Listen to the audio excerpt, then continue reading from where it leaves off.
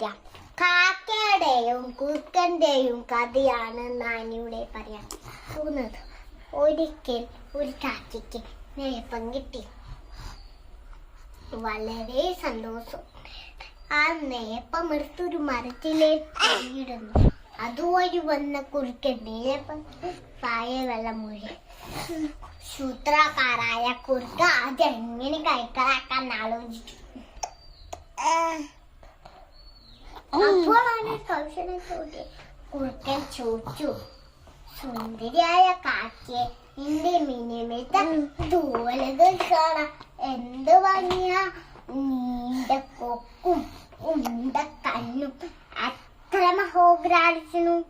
അത് കേട്ടതും കാക്കയ്ക്ക് സന്തോഷമായി.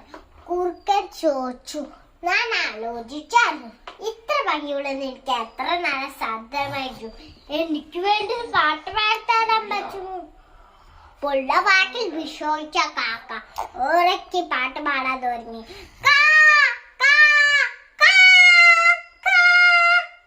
അയ്യോ കഷ്ടം, ആ നെയ്യപ്പം താഴേക്ക് വീണു.